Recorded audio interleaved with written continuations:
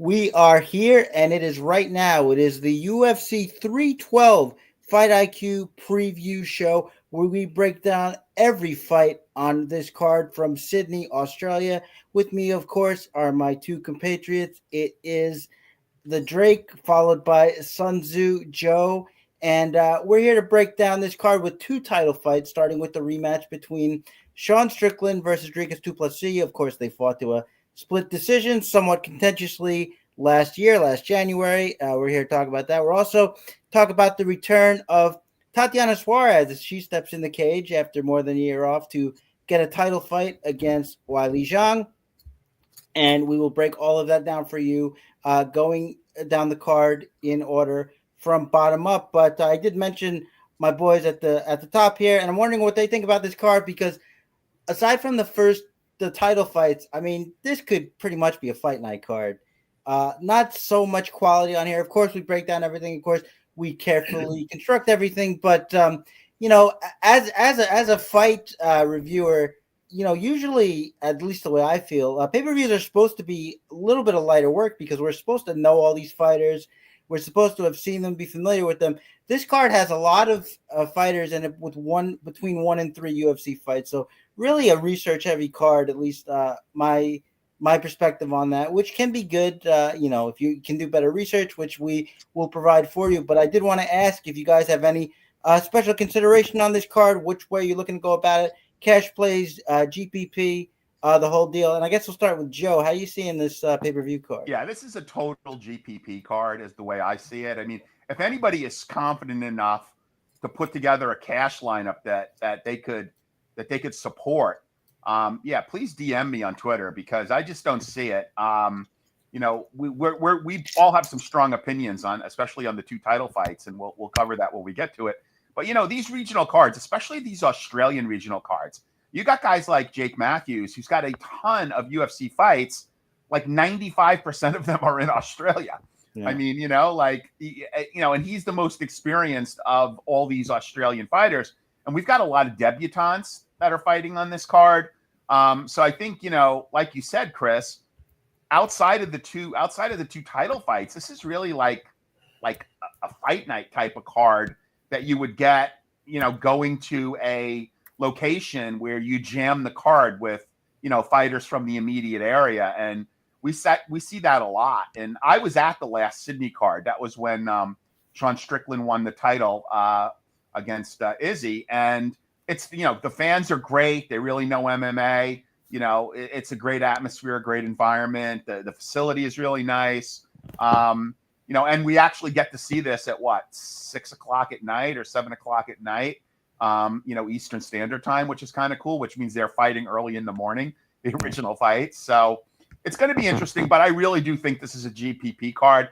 The last thing I'll say, and then I'll turn it over to Drake, is if you're building lineups, like if you want to actually take a shot with the 50-cent contest on DraftKings, you could max that for $75, 150 lineups for $75. It's, I believe, 2,000 on top, right? So it's a pretty good return if you win. I would set the lineup optimizer to like a 50% randomness, like which all lineup optimizers have like a randomness feature. Set it to like the highest level of randomness, plug in whatever you feel ownership is going to be, and then hit it for 150 lineups and just play that. And, you're not going to lose all $75 because you're going to win some of those fights. But like, that's the way I would be very tempted to play this card. Yeah, absolutely. Definitely a good note. Drake, what about you? Anything specific you're looking for on this card, and any early thoughts? Yeah, you guys already likened it to a fight night card. It's almost a contender series card, really, given how many, debuting fighters there are and how many few fights, each of these fighters has had. So, aside from those first two fights, there's really not a whole lot or last two fights, there's not really a whole lot to look forward to. There is some decent ones on here, but there's nothing that, screams pay-per-view. So it is what it is, but, fights are fights, and we're going to enjoy it either way. Yeah, absolutely. We are sickos, and we know you guys are too. So thank you for watching. One thing we should say is the Tumen Dumbarell Hyunsung Park fight is off the card. That was going to be the curtain jerker, but it is no longer. So we are going to start the card, but before we do, I'm just going to say if you want to try our optimizer that Joe was referencing, that does, of course, have a randomness variance thing that you can play around with. You're going to go to rotowire.com/free. That's rotowire.com/free for your 10-day free trial. No credit card required. Check out everything MMA related, baseball's picking up. There's still some Super Bowl to play DFS on if you want to try that. So again, rotowire.com/free.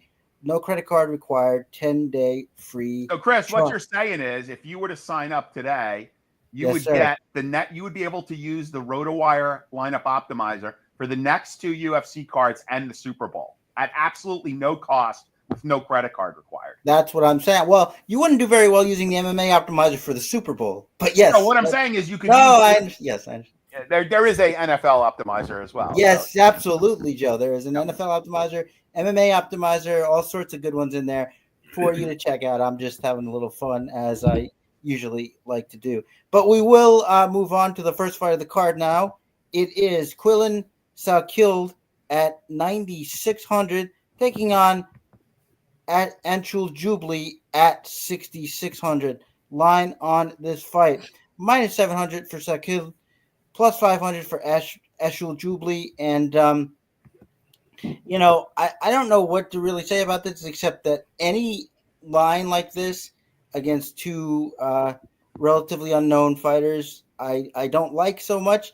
We know Jubli, was doing kind of good in that Breeden fight, and then Breeden basically just kind of scared him and went ahead and lost the fight. I like Salkild because I think he is athletic. He's powerful. I like his boxing combinations.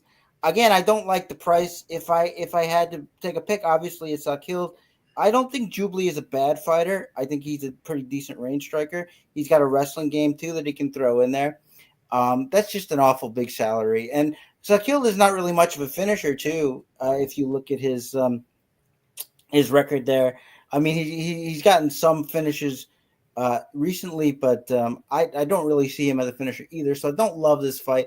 I'm taking the big favorite here, but not maybe so much to look at from a DraftKings perspective in the first fight. But let's see if the boys disagree, and we'll start with Drake. Drake, how do you see the first one?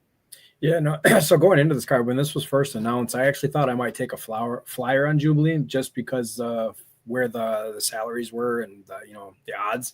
But it's just Jubli just to me he just doesn't cut it. I don't think he's much for the UFC. I don't see him staying around too long.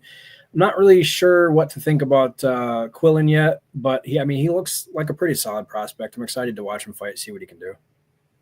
Yeah, he does look solid to me. But again, I wouldn't go too far beyond that. So, which is what's making the salary pretty prohibitive for me. What about you, Joe? Do you have a stronger take on the first fight here?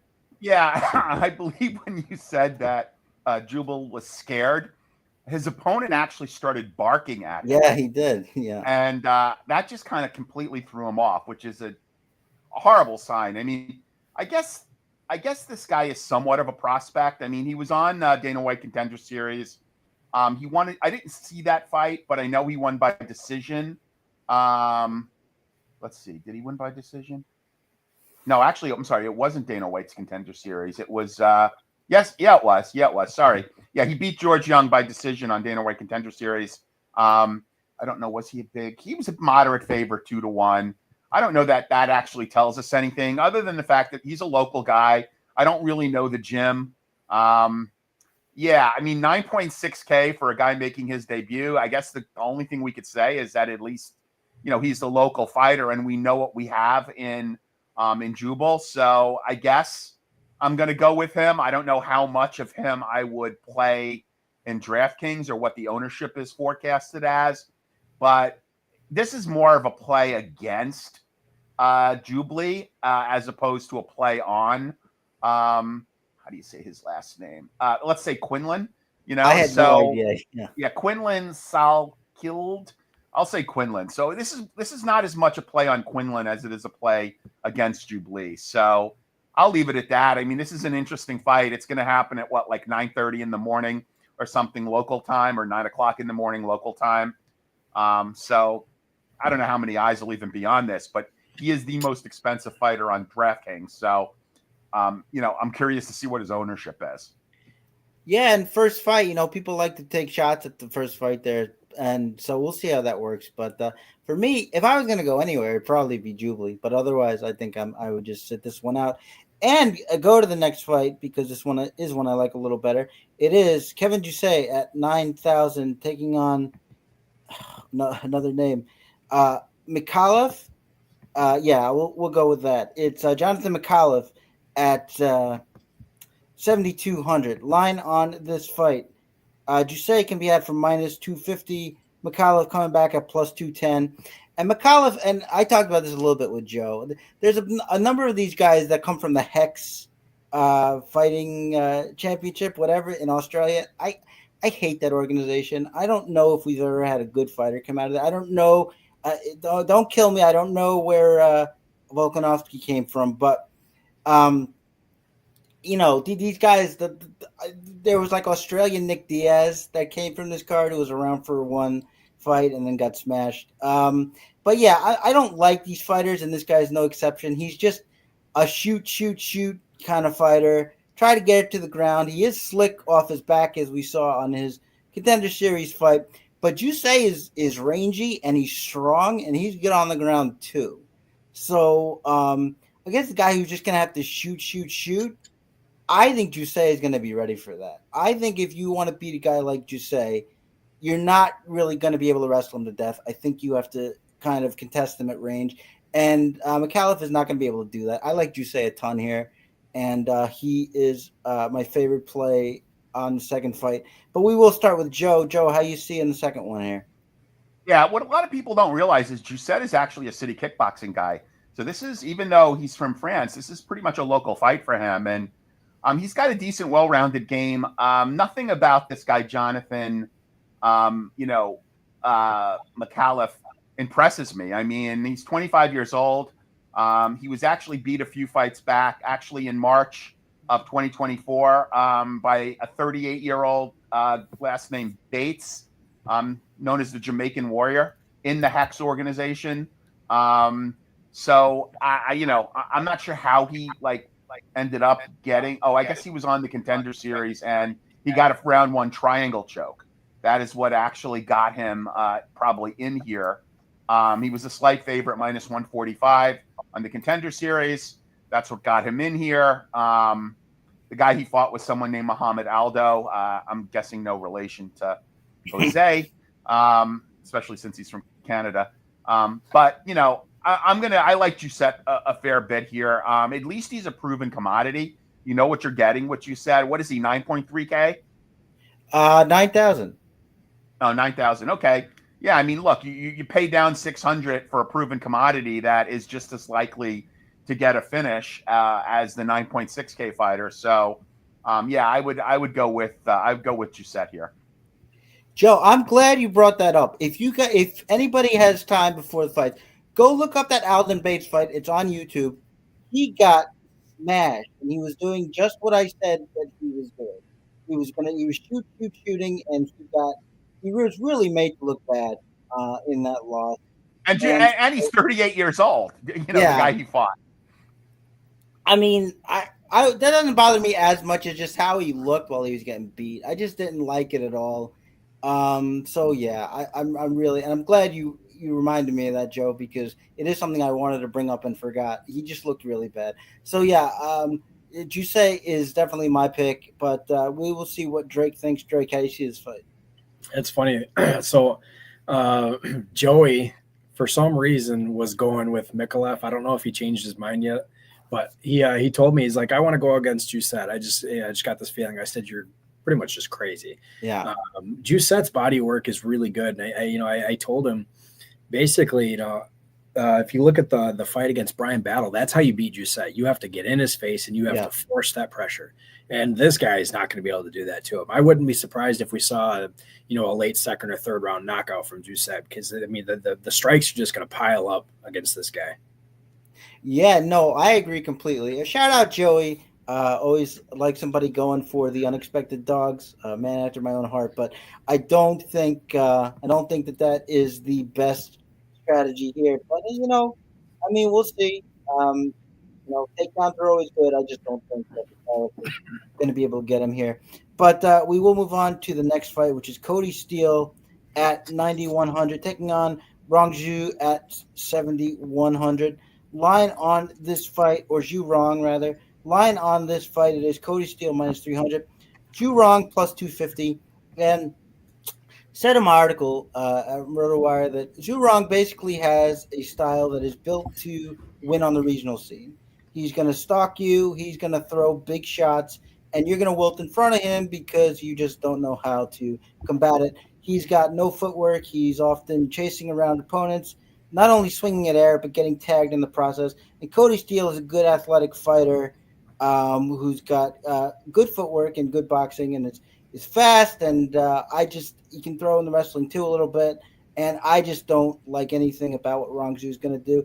If you want to take a stab in a bunch of lineups, go ahead and try a play at minimal Rong Zhu, but maybe have a couple in 50 lineups because he is going to go there and try to get a knockout. I just don't think he's going to be very successful. So my pick has to be Cody Steele in this one. Lots of favorites coming early, but we will see if that changes. And we will start with Drake. Drake, how do you see this one? Yeah, no, I got Cody Steele as well. He's a really impressive kid. I went and watched as many fights of his that I could. He's really fast, man. His hands are lightning. Yeah. And he's also got some power and pop behind him. He's got some really good wrestling. That's actually, I think, the majority of his background. But the thing that I hate about Zhu is it's like he could be good if he was disciplined. Yeah. And it drives me freaking nuts because he's got so much talent and he's still only 24. So, I mean, this kid could find it. I mean, for all we know, he might find it, this fight. All it takes is a little more fight IQ and, just work it. I don't even know how to explain it, but his body of work is so good when it's against lower competition. If he could find a way to translate that, I mean, not only is he going to win, but he'd put up a massive score for DFS because he finishes the majority of his fights that he wins. Yeah, no, I agree. And I agree that Rong Zhu could find it. I mean, as you say, I think you put it perfectly. He does look impressive against lesser competition, but this is not that, and I think he's going to have a hard time here. But Joe, how you feel about this third fight? Do you see it any differently? No, so I like Cody Steele a fair bit here, and I got a little bit of color to add as well. He's from Syndicate MMA, which is a great camp out in Vegas. But what's really impressive is this guy's grappling credentials. Earlier in the year, he actually had a grappling match against on Fight Pass against Jacare, and it went to overtime, and he lost by ref's decision. So it was plus overtime is how this is described, and he lost a close decision to Jacare Sousa, which. Again, I get Jacare doesn't fight anymore, but he's still a really solid jiu-jitsu guy. Sure. So back in March 2024, this guy actually grappled in an invitational against Jacare Sousa. So I think, and Drake was commenting on his hands. I like this guy's grappling too. So my only concern is, you there was a time when you could have gotten this at like minus 210, and I think it's now minus 300. I might tend to look for a finish, maybe even by sub.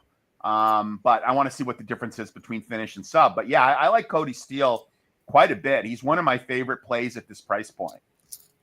Yeah, I'm seeing hovering between 270, 300. If you're discerning and look around, you might find it a little bit cheaper. But yeah, 300 is basically where it's at now. And yeah, I agree. I mean, it's hard to find fault in that. I think Cody Steele is going to look pretty good here. And speaking of fighters who are on a spot to look pretty good, it is Alexandre Topuria at 9,300 taking on Kobe Thickness at 6,900. Line on this fight. It is Alexandre Topuria minus 330, Kobe Thickness plus 255.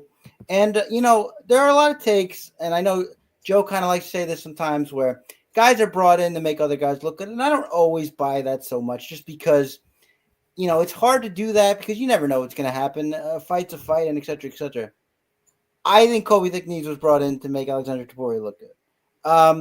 Topuria reminds you a lot of Ilya when you look at him. He's very fast. He hits hard. He's got a power wrestling game. Kobe Thicknees has a good gas tank and is a wrestler, but that's about it. I mean, he really can't strike at all. He's got to sort of shoot for takedowns. Otherwise, he doesn't get anything going. And he's not going to be able to do that against Topuria, who's going to be probably very much stronger than him. So I don't like Thicknees at all.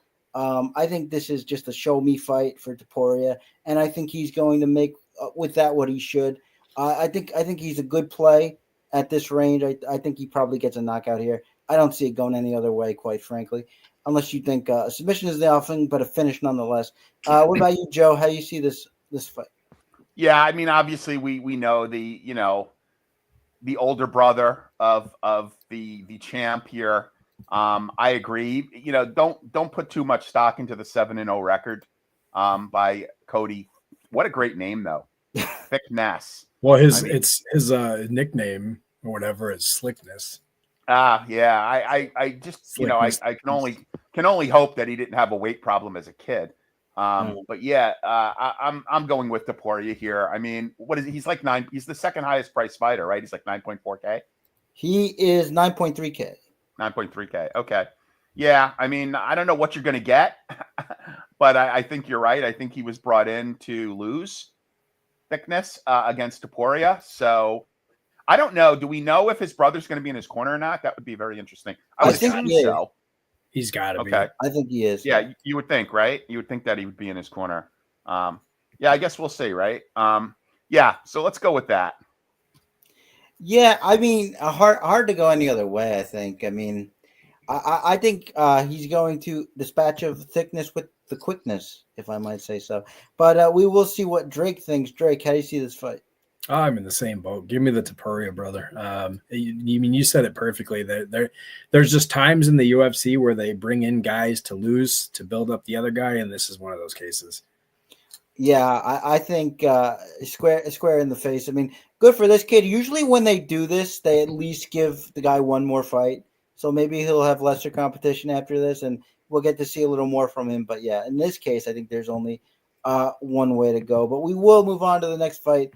It is Wang Kong at 9,400 taking on Bruno Brazil at 6,800. A lot of big favorites skewing this in the beginning.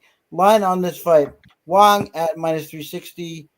Bruno Brazil comeback plus 285. We all know the story on Kong Wang or Wang Kong.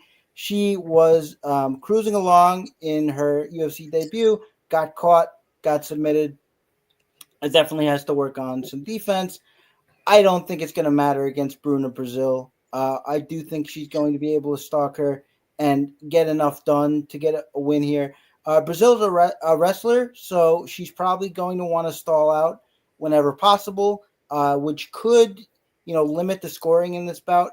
That's a big number here, and we already talked about a bunch of favorites, and a couple of which I like much better, just for that reason.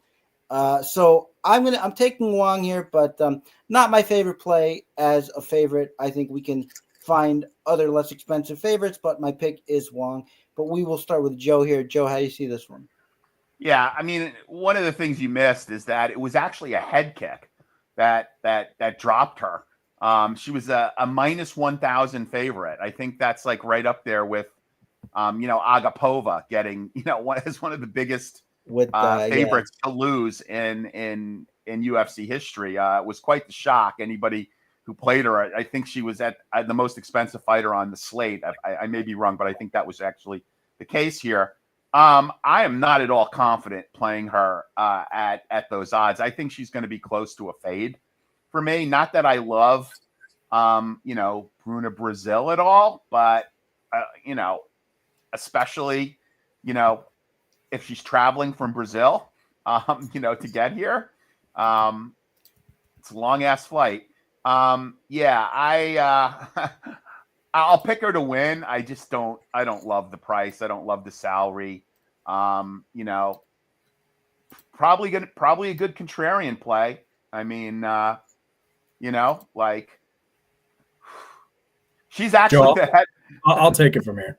Yeah, go for it. Yeah, no, go ahead. I'm going to put quite a bit more emphasis on this fight than you two. Okay. Bruna Brasil, not only is she just not that great of a fighter, but there is a blueprint fight for how this one is going to go. And if you go back and you watch the fight where Brazil got completely murdered by Denise Gomes, it's going to happen again. It's almost an identical fight style, that bull rush, get in the pocket and slug it out. Bruna Brasil is going to get knocked out in this fight. Okay, yeah, there's a definitive take, and we Could love happen. it. We shall see. The one thing I would say is first finish loss, probably first time getting rocked. Does that impede her in any way, make her hesitant in any way? I do think that's something worth watching. She should win the fight. And if you want to go back and check out that fight and tag along with Drake, it's going to be a slaughter. So in that case, she would be somebody primed for your lineups, but we will see. And now we will move on to the next fight. And guys, I swear I have some dogs coming up a little later. I know this is not like me, but we're moving on to Borshav. What is your I just call him Slav.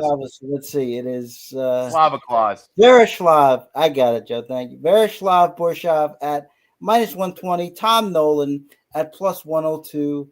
And the DraftKings salaries on this fight is Borshav at 8,300. And then we have Tom Nolan at 7,900. And I mean, the only conclusion I can come to from Tom Nolan's fights in the organization is they're rushing this kid too much. He fights like a bat out of hell. He's got some really good offensive tools. He's long for the division, but he's getting cracked by everybody. Guys they're pulling in there for him to beat. He's getting cracked and dropped by them, and that really shouldn't happen. Cracked and dropped by Martinez in that second to last fight before he finished him.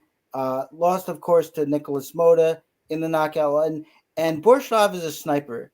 He's a sniper, and he's got power, and he's got a lot of good body work. And if Tom Nolan is not careful, he's going to get knocked out again here. I just view Borshav as the much cleaner and more composed and more kind of toolsy fighter with some more ideas other than just kind of aggression. So I have to go Borshav here.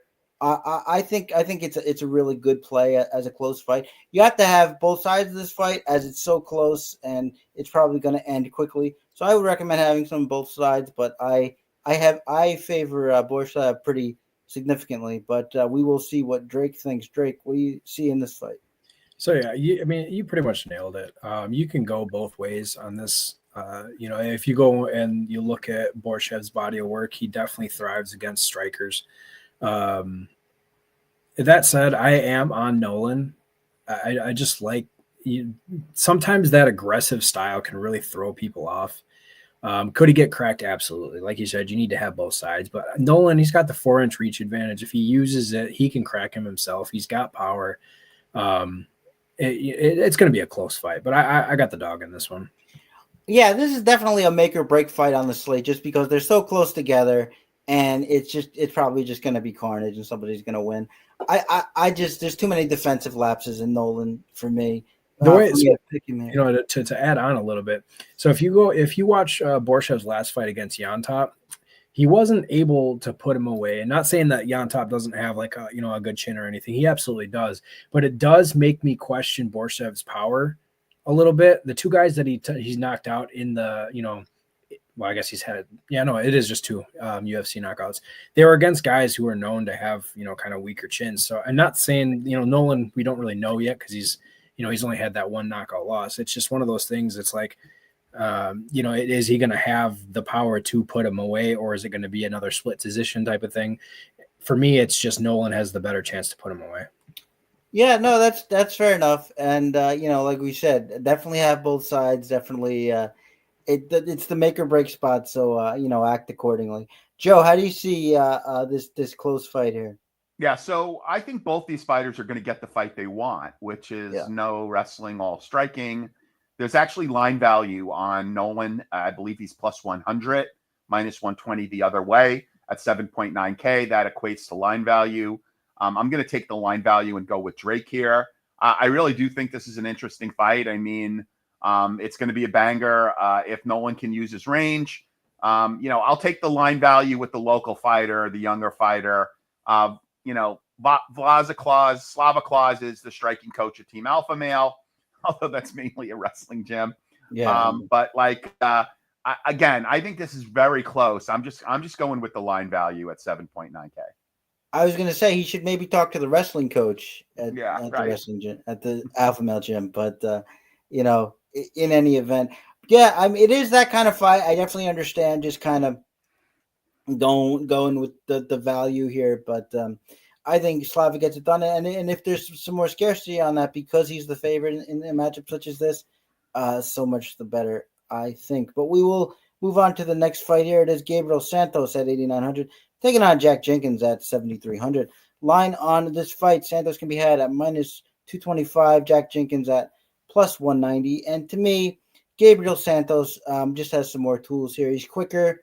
I think he hits harder. He's got a better wrestling game, a better control game from the top. Jack Jenkins is just kind of going to be plodding along in comparison. I like what he does. I like his boxing. I like the pressure game he can put on, but not in this kind of matchup. I think Gabriel Santos is going to take control of this fight early and have Jenkins backed up behind the black line and really just work his game from there. So I'm going Gabriel Santos in what is another closely lined fight. But we're going to start with Joe. I think, Joe, how do you see this one? Yeah, I mean, I'm very tempted to go with Jack Jenkins here. I mean, the only loss Jenkins has had since 2018 was breaking his arm against Chepe Massaqual. Now, obviously, you could say that the competition for Santos was better. He fought David Onama and Lerone Murphy, lost a split decision to Lerone Murphy. That was a pretty good luck in 2023. Second round KO by David Onama. And then he kind of had a bit of a layup in his last fight against Utah, where he won a decision. Honestly, I'm so tempted to just go with Jenkins here. He's the local guy. Wow. Oof. Okay. I'm going to go with the local fighter here. I'm going to take the dog here. I'm going to go with the local fighter. I think he's improving with each fight. And again, the fact that, the only fight that he's lost in the last 7 years has been due to having his arm broken. So I'm going to take Jenkins here. Yeah. I think it's fair. Again, another closely lined fight, and Jenkins has looked good in spots in the UFC, but I don't think this is a spot for him, but we will see. Drake, how are you looking at this fight? I really thought that this was going to be a dogfight for you, Chris. No, not quite yet. I said they're coming up. They're on the main card a little further, but I really did. So I was all over Jenkins at the beginning of the week, and then I went and I did my research and everything, and I went and rewatched that fight with Santos going against Murphy, and man, Santos is so underrated. He's going into this card with so much contrarian to him. So if you go to Tapology, it's almost 70% of people are on Jenkins to win this fight. Wow. And I honestly think that Santos submits him. So there's so much value going towards that if that happens. It's going to be a fun fight. I think Santos, like you said, he hits harder. He obviously he's the better grappler. I think he's quicker. I think he's got all the tools to put this away and make it kind of like easy. Yeah, I mean the groundwork for me was the biggest one here of where this fight's really going to separate him. But I think the power is there too. Joe agrees. Santos one of his favorite plays. How we doing, Joe? Drake was giving you a little bit of a hard time a little while ago, but not too bad. It's all right. But we will move on now to which fight? Oh, we're actually moving on to the main card now, which means we will take a quick break for our podcast only listeners, and we will be right back. And we are back. Thank you all so much for hanging out. We will go to the main card now, starting it off with Jake Matthews at 8,800, taking on Francisco Prado at 7,400. Line on this one, it is Matthews minus 240. Prado coming back at plus 205. And this is going to be my first dog play. I'm taking Prado here, basically just on aggression. And I like the fact that he has ideas when the fight's not working. Like if you go ahead and you look at the last fight against Zellhuber, he was at a major reach disadvantage, which he is in this fight too, although not quite as stark. But when things weren't working, he would try to do other things. He would fake an overhand and then come with an overhand, or he would fake a hook and then go to the body. Like I like the way that he thinks things through in the octagon, and I really think that the pressure is just going to pay dividends. Jake Matthews likes to sit back and have slow kickboxing matches. He doesn't wrestle. That might help him here. He's got one takedown in his last 3 fights. He just doesn't wrestle as much as we want him to. So I can't rely on that. And if I can't rely on that, then this line is just too wide for me. So I'm going Prado here, kicking off the main card with a dog play, my first of the card. I think Prado gets it done. And plus 200 on the line if you're interested in that. I think that's pretty juicy as well. But we will start with Drake here. Drake, how you seeing this one? I just don't like how Prado fights. His only win in the UFC is against a guy that gets knocked out by everybody. I'm pretty sure Witt could have knocked him out had they fought. I mean, it's that bad. Not saying that Prado is not a bad fighter. He just, I don't know. I don't think he's UFC caliber.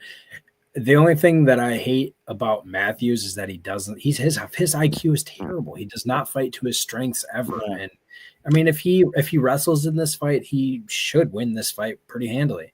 Problem is he doesn't always like to do that. And if he stands and strikes, he puts himself in danger. So I have Matthews, but it's not something I'm overly confident in. Yeah, I'm not that like if the lines were closer, I wouldn't be that confident. But seeing as how cheaply we can get them, I think it's a spot that you have to go for it. But we will see what Joe thinks. Joe, how do you see about this fight kicking off the main card? So those people who've listened to me, on these podcasts in the past know that I'm the king of narrative. I just love narrative. It's probably one of the favorite things that I like to look at when I'm looking at fights, because I am not the best technical analyst like Chris and even Drake. There is so much narrative surrounding this fight. So let's start with Jake Matthews, the Celtic kid. Jake Matthews is wasted potential. I mean, he trains out of his garage with his dad as his head coach, right? Like if anybody should have left and spent serious time at a real camp, he's still relatively young and he's had multiple surgeries. He and I said this many times whenever I talk about a Jake Matthews fight, he will be in the UFC forever and just fight on these, Pan-Asian cards, forever, because he's got experience. He's overly exciting, but he's not he's not super boring. There's Jake Matthews. Jake Matthews is going to be a popular play this week. A lot of people are picking them.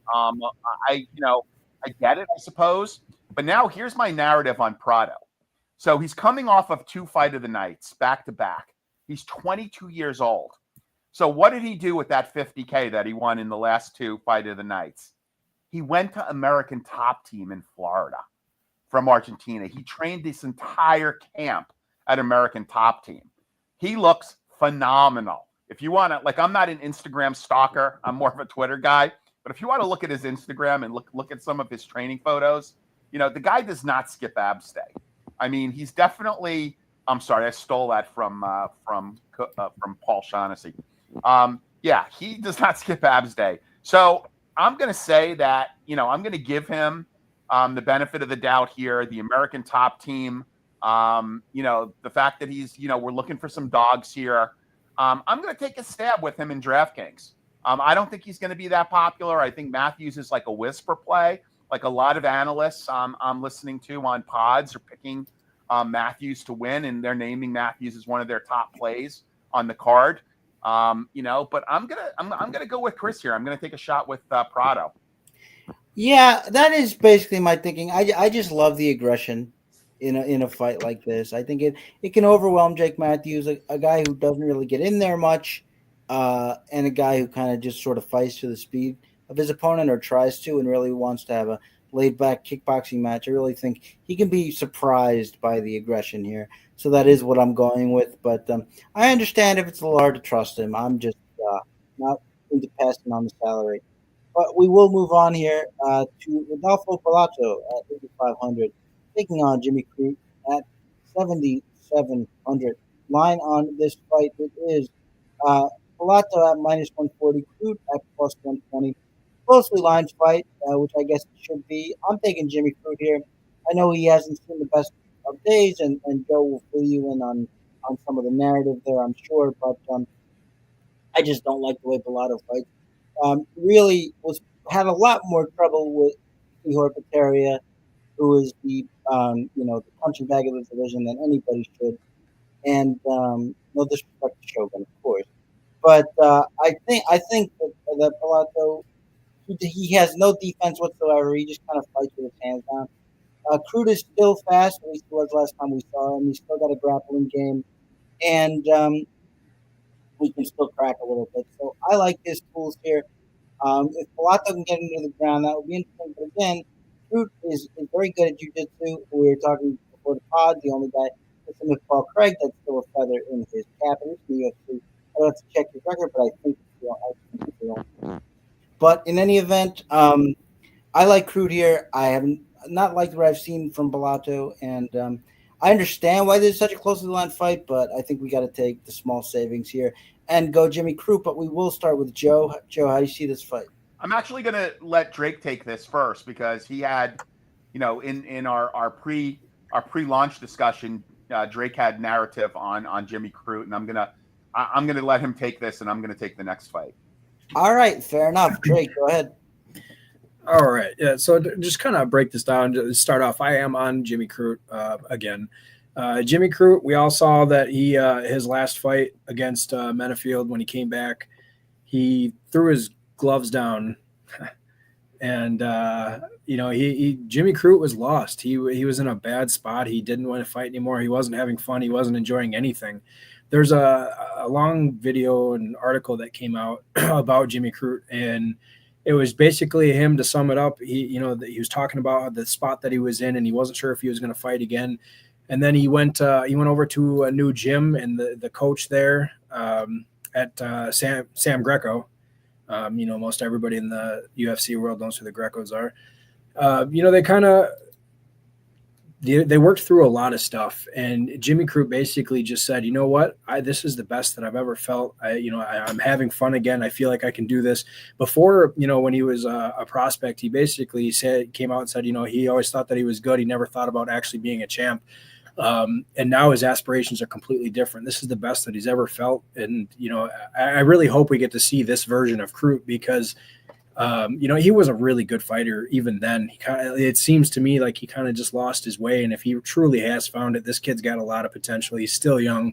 He's got an excellent grappling game. He's got good striking. And, coming to this fight, Pilato, we all, it's already been, brought up. He kind of got knocked around by Peteria, of all people, who's just dreadful.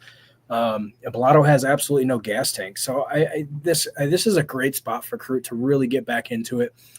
He is, if you go to my article, he is my bet of the week. He's about plus 130, 135. I really like the spot for him. I like him for DFS. I'm really rooting for this kid. Yeah, absolutely. I do think that's a good dog spot.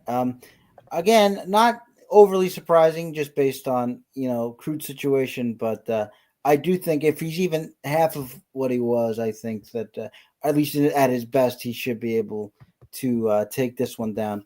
But we will move on now. It is Tassim Teixeira at 8,400, taking on Justin Tafa at 7,800. Line on this fight, Teixeira at minus 150, Tafa at plus 130. If you don't know who Tassim Teixeira is, he is a very tall, I think he's 6'7" man who debuted on the Contender Series and knocked out his opponent. The fight was as sloppy and bad as you might expect from a heavyweight that tall. He got knocked around a bit before he found a knockout shot. And I just can't. I know that the Tafas have not been, the picture of, reliable MMA. But I just got to take an experienced kickboxer against the guy who's just going to flail like that. He's going to have his leg kicks. He's going to have his opportunity to work himself in the range. I do think this fight might go a little longer just because I think Toph is going to play it smart and try to work his way in and not really try to brawl with this behemoth that he finds standing in front of him. But, I see nothing in Towson Teixeira that lets me think that he's a UFC fighter. I know this is heavyweight. I know that LOL heavyweight, and I understand, but I just can't pick a guy like Towson in this spot. So my pick is Tafa. I don't remember the last time I picked the Tafa brother, but there you go. Let's see if it brings them some luck. So we will start with Joe this time. Joe, how do you see this one? Yeah, so I like to share a fair bit here. I mean, 6'7", he's got an 84-inch reach, which is a 9-inch reach advantage over Tafa, which is massive. He's coming off of 4 first-round knockouts in his last 4 fights. He's the LFA heavyweight champion. It was a sloppy fight. I get it in the Dana White Contender Series. He might have been a little nervous there. My only concern is obviously traveling from Brazil, a 6'7" guy on a commercial airplane flying from Brazil to Australia. That is one long ass flight. I don't know if the UFC upgrades these guys to business class. I can't imagine this guy having to sit in economy. Like, I wouldn't do it, and I'm only 6'3". So, like, I can't imagine a 6'7" guy would be comfortable in economy. So I'm going to go with Teixeira. I think he's a sneaky pick at 8.4K. I don't really like either one of the Tafas. I don't think either one of them is UFC quality. They're decent kickboxers. But, give me the young guy. Give me the 25-year-old heavyweight who's 6'7" and has a 9-inch reach advantage. I'll take that all day. Yeah, I understand. And, of course, it is heavyweight. So attributes matter. In a way that maybe they wouldn't in some other divisions, but still can't do it. And we'll see. We'll see if the Tafas want to disappoint me again. But Drake, how about you? How do you see this fight?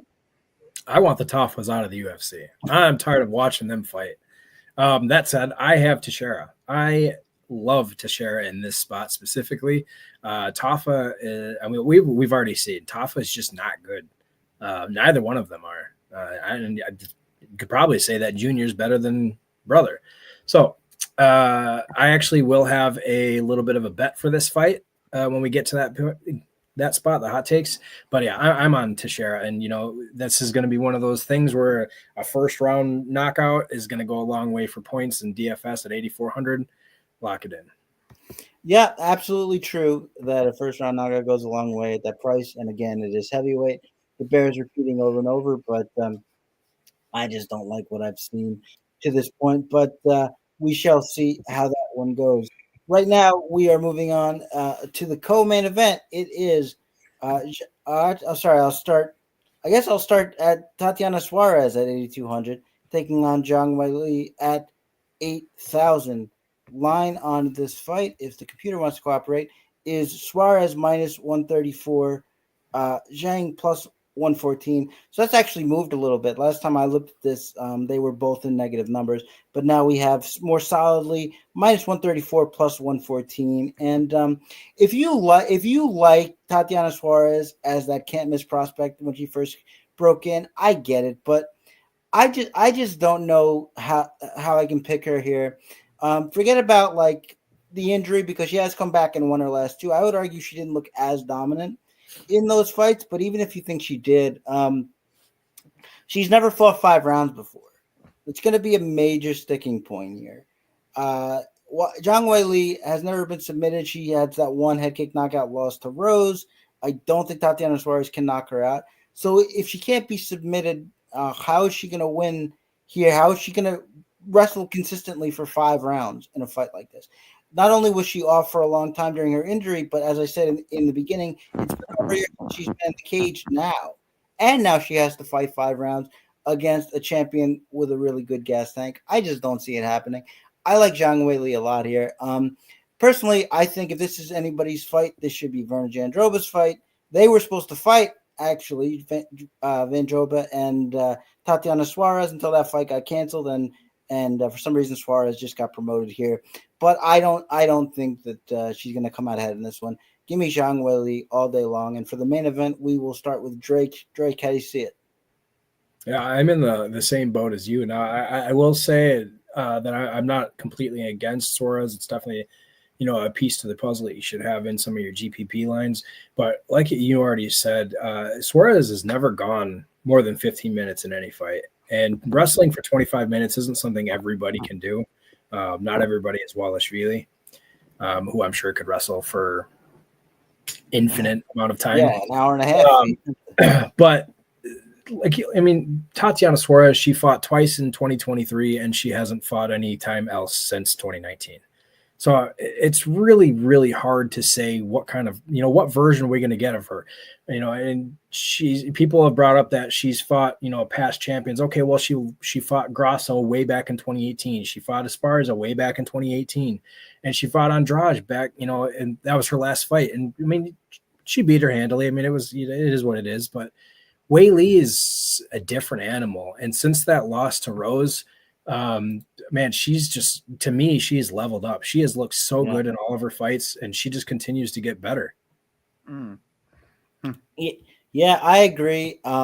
It sounds like Joe doesn't. So I'm going to go ahead. Yeah, I think the one thing you guys are missing is she's not going to need to wrestle for 25 minutes because this fight is going to end in 3 rounds.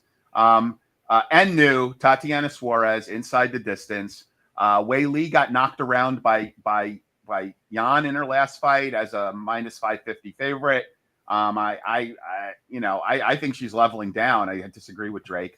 I get there's a lot of risk here. I just think what Suarez does, she does so much better than anyone else in the UFC. And I honestly do think that she is going to get Weili down and choke her out. New Tatiana Suarez, she actually is now a favorite, which, look, I liked her a lot more at plus 145, but now you're at like minus 125. So there's not as much value there. I was actually surprised when she opened up at 8.2K on DraftKings. I thought she was going to open up as the dog. So yeah, maybe there's not the line value that I would hope, but I still think you could play Tatiana Suarez inside the distance if you wanted to.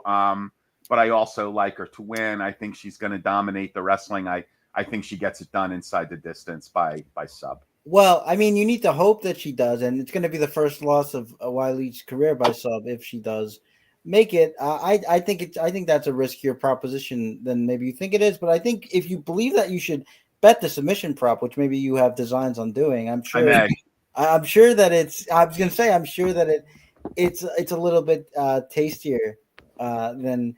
Maybe it would be, but that's interesting. I always like strong takes that go against the grain, and we will see how that one plays out. But right now, we will move to the main event. It is Dricus du Plessis at 8,600 taking on Sean Strickland at 7,600. Line on the fight, minus 224 for Dricus, plus 189 for Sean Strickland.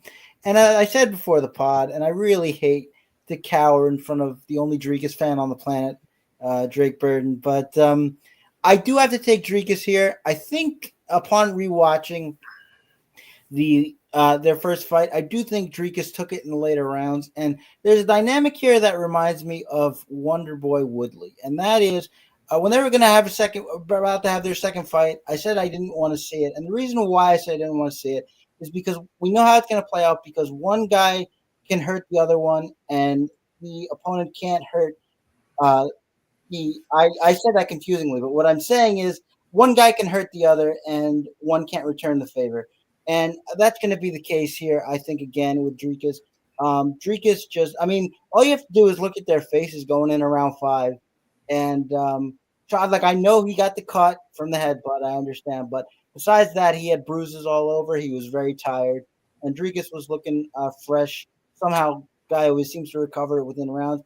Dricus is just stronger. He's going to get his shots in. He scored 6 takedowns in that last fight, which is impressive because Strickland has notoriously been a guy that's tough to take down. I do think Dricus is going to fall. I don't think that Sean Strickland is the guy to do it. If you read my champion article at the end of 2025, you'll see that I do think Anthony Hernandez eventually becomes the middleweight king. But for now, I think Dricus is going to win again. I expect it to play out a little bit like the last fight. I expect Sean Strickland to have a decent early fight, and I expect Dricus to just keep coming and take the fight over. So, and we should say before we say anything that this is a fight to stack if there was a fight to stack. I mean, the scores that we got from this first fight, Sean Strickland 71 as a loser in the fight. Dricus du Plessis, 119. So I mean that's a hefty amount of points here, and definitely one that could be stacked. I'm taking Dricus du Plessis, and still, I realize that we have some disagreement there, and we'll go to the disagreement first. Joe, how you see this fight? Yeah, so I'm obviously on an island again, not to bury the lead. And new Sean Strickland. I thought he did one. I thought he did win the last fight. I think that the reason why he didn't get the split decision was all due to optics, mainly the fact that he got cut and that was a bad look, but also the 6 takedowns. I mean, now Dricus did nothing with those takedowns. I mean, they were visually pleasing and the judges saw them and it just was bad optics. I thought Sean Strickland lands the more impactful strikes. I think he's got better cardio. Dricus does need to recharge, and sometimes that causes him to take a round off. We talked about this before we went live, but one of the bets that I really like is Sean Strickland plus 5.5. I mean, it's Sean Strickland always seems to go to split decision, but I really like him. I like him plus 5.5 here at minus 125. I'm also taking Sean Strickland straight up at plus 180. I'm also parlaying Sean Strickland and Tatiana Suarez. So, I look, I'm on an island here among the 3 of us, but I'm going new. All right. Now, I can see it. The only thing I would say is that, well, if those things are optics, if takedowns are optics, they'll be optics in this fight too. And so if you can't stop the takedown, you might run into similar problems. And you could very well be right. But no, I understand. I can't say that you shouldn't at all take Strickland, although somebody else might say that. We'll see. But, I can see it being close, but I do think that Dricus edges the day. And, okay, Drake, tell me why Dricus is the best fight ever for DFS. Go ahead. Well, it's just kind of funny because I don't disagree. I do think that you should have shares of Strickland. I mean, he's a good fighter. He's really good at what he does. But I mean, like you already said, I've been on Dricus every fight, and I haven't been wrong. So why would I change that now?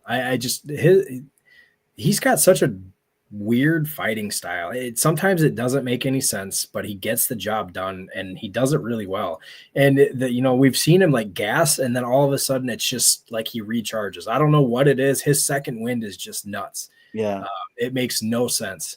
But this is going to be another close fight. And I really wouldn't be surprised to see another split decision. I would love to see Sean Strickland get knocked out, especially with that stupid mustache that he's wearing. Yeah, he looks like a freaking pedophile. And man, he just runs his mouth way too much. I used to like Strickland, but the more he talks, the more it's just like, go away. So, I'm once again, I'm on Dricus du Plessis. I really like this guy. I mean, we already know that. I've been on him every fight. I'm going to continue to stay on him. I got DDP. I always just think, man, if Derek Brunson just had a little better cardio, we wouldn't have to deal with this right now. But anyway, what might have been. But that is the UFC 312 card breakdown. But we now move into hot takes. If you're new to the show, we take a line that is on there that we think is juiced up a little bit too much, has a little bit more of a chance to come in, and we give that to you. And if you want to put yours in the chat, I will read it out. We will put it on the screen. I will read it out here. Boys, any hot takes for us? Yeah, I mean, it's pretty easy. And new is what I'm doing, parlay. I'm also going to play around a bit again with some variations of that parlay by taking Strickland plus 5.5 and Suarez inside the distance. My main parlay will be Strickland Suarez, but I'm going to also have some shares of Strickland plus 5.5 and Suarez, Strickland and Suarez inside the distance, Strickland plus 5.5 and Suarez inside the distance, all different parlays, but that's kind of my hot take. And new, just parlay them up. All right, Drake, you ready to go? You're gonna lose a lot of money, Joe. I'm so sorry. Well, I have the last 2 cards, so I might as well make it a trifecta. So I actually have. I usually I have like a parlay or two, but this time I actually have just 3 singular bets. I really like these odds. The first one is Jimmy Crute wins by submission. For whatever reason, it's plus 1,000. It's just wow. That's ridiculous. I like that too. The next one is Taliesin Teixeira to win within the first 2 minutes, which has been almost all of his fights. And Tafa is pretty easy to knock out. It's plus 700. Wow. And then the last one is Zhang by TKO in rounds 4 or 5. Wow. At plus 1,200. Okay. Wow. Yeah, that's you parlay those up. It's a phone number. It's plus 116,000 if you parlayed those. Let me for a $1 bet. Yeah, you get 10,000. Hang on 1 second. Let's do this right. Wait. I want you to read these off to me. Let's do this right now. Let me log in. We got to do this right now. $1,100. Yeah, we got to do this right now. Okay, so let me clear this out. We're gonna do. Okay, your first bet is what? Plus 1,000. But who? I'm sorry. Who is it? Jimmy Crute wins by submission. Okay, so let's do Crute. Winning method. Did you look these all up on DraftKings? On Bovada. Okay, so Crute to win by submission is plus 1,100. Okay. What's next? Taliesin Teixeira to win within the first 2 minutes of the fight. Let me see if I could find that. It's a special on Bovada. I'm not sure if DraftKings will have it. Round props. And how much is that? You said it's 7? Plus 700. Okay, let me see. Fight to start round 2. I don't know if I'll be able to do that on DraftKings. Yeah, I was going to ask where you find first 2 minute props, but that's like a special they're running. Yeah. Bovada always does it for these cards. I mean, the fight to end in the first minute is plus 500. So that's a pretty good. That's a good one too. That's a pretty good one. So I think what I may do is just do. It's not going to be as good, obviously, but to share round 1, which is plus 150. And then what was the other one? Weili Zhang by TKO, KO, DQ in rounds 4 or 5. Okay, so let's see. Weili. Okay. Winning rounds. A few more. Okay, a few more. I really like those ones because if Suarez gets tired and it's in the championship rounds, I mean, you could see that KO come out. Oh yeah, absolutely. I could. While are we still waiting for you to tell him stuff? No, go ahead. You go. I'm looking for this last one. You go ahead. So I'm gonna go ahead. I don't have anything too big for this one, but I do have Prado by knockout at plus 335. So that is for that, and we do have some in the chat as well. Joey says Duplessis plus Santos inside the distance plus 800. Duplessis plus Santos plus Steele inside the distance plus 1657. So we're mixing and matching, and we're having some fun with these, and pretty big number. And I do like all of those. So definitely could throw a couple bucks on that. Wow. And Zero says Weili Strickland. So a little bit of each from our 2 title fights there. The champ and the dog. We will definitely see how that plays out. But if there are no more in the chat, going once, going twice, that is going to be it. Thank you all so much for hanging out. If you would like the video, please give it a like, subscribe to the channel. It really helps us out a lot. Otherwise, we will see you for the next pay-per-view. Enjoy the card and good luck in all of your contests. Peace.